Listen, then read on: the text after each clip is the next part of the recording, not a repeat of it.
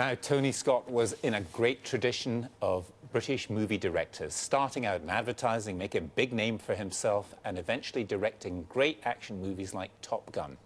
Well, today we learned that Tony Scott had killed himself by jumping off a bridge in Los Angeles.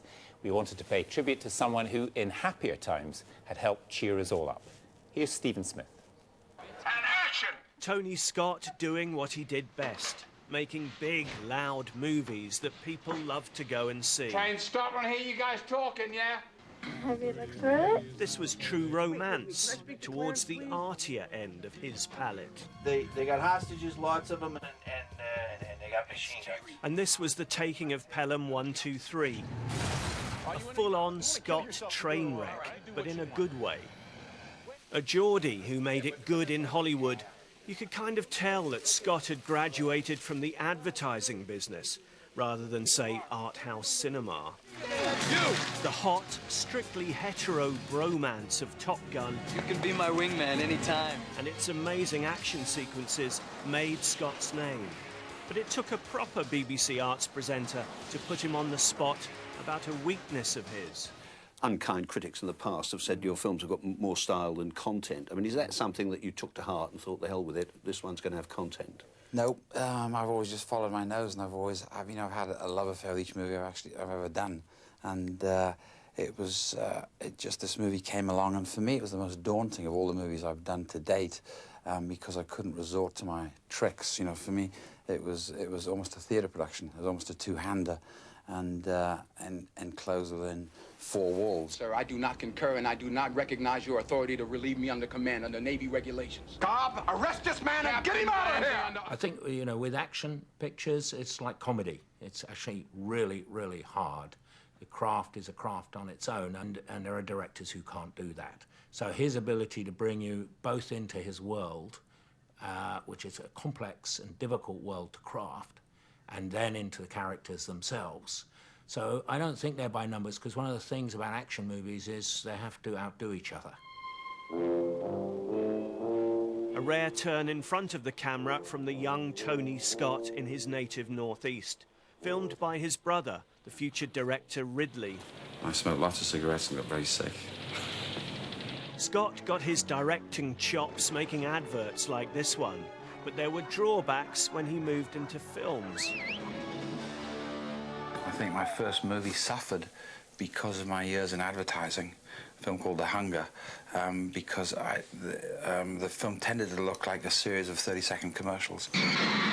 Tony's priority was creating a complicated and asymmetrical frame for the picture.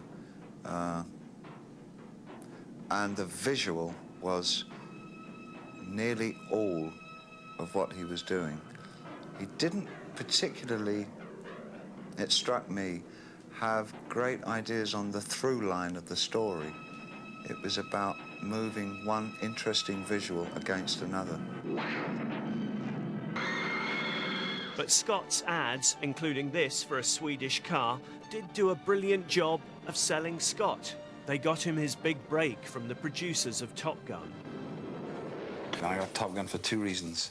I got Top Gun because Don Simpson and Bruckheimer, they saw that I understood my craft, yeah, and because I had a jet in it, they said, well, maybe this guy could do Top Gun.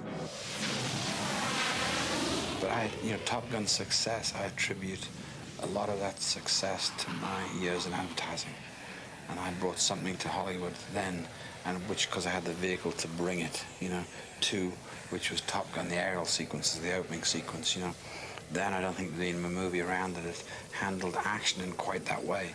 And I was able to generate speed and excitement out of editing, which I learned in advertising. Now, the actor and director Nick Moran has known Tony Scott for some years and worked with him on the Barclaycard advertisement. How will you remember him? I think today's a very sad day. I remember Tony. He's a different breed of director. The thing about Tony that you can't get you can never forget is the energy, the ebullience of the man. I never saw him. He was always in a pair of shorts, and a pair of trainers. He couldn't sit still. He directed a film like he was playing a game of squash. And what my favourite memory, when we were shooting that commercial, we were in the middle of the desert in Baker, outside Las Vegas, and I looked over and he's lugging this massive lamp, this like 2K blonde lamp up the hill, and I said, "Boss, what are you doing?" He said, "Oh, if I'm doing it, then everyone's got to be busy." And this idea that you see, that's how he led by example, you know, is that he directed a film by that he was never too big to get the job done. You know, he didn't point and shout at people. He'd just get involved and do it himself. What was the thing with the red cap? I mean, there were so many wonderful anecdotes from Tony. That one he told me about. He was every day on set with Tony. He was like he's just won the lottery. You know, he'd wake up with a big smile on his face and couldn't believe he was doing this thing. And I remember one time there was a huge setup with a load of extras, and he just put his arm around me and said, "Oh, not bad for a Collier's kid." You know, this idea that he shouldn't be directing big movies in this wonderful position. But he told me the story about the hat was he'd done a film which he wasn't very happy with, and he was in Nicaragua, and he knew the film wasn't going particularly well. I mean, I thought it was a great movie. It's a movie called Revenge, but with Kevin Costner. But you know, he was having a bad time, and there was a little kid who had that red racing hat, and he swapped it. He had a Lucky lighter.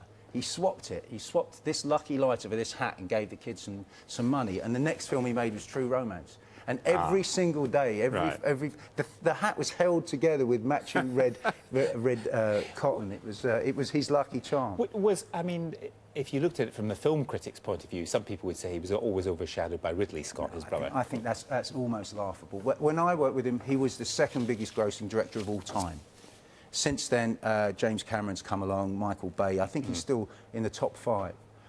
So his credentials, you know, speak for themselves. And he said something very wise about, I was talking to him about Ridley, and he said, Ridley does the classical, I'll do the rock and roll. And that was it. He was the rock and roll director. Yeah. And if he'd wanted to win Oscars, then he would have done. But his idea was to make these wonderful, robust, brilliant films, but bring an element of wit and pathos to them as well. And I think every film he ever did was seminal. If it wasn't for The Hunger, we wouldn't have Twilight or True Blood. If it wasn't for Enemy of the State, there wouldn't be all of the American spy dramas that are going on at the moment. Every film he did left a huge swathe, and I think he'll be remembered certainly as one of the greatest directors there's ever been.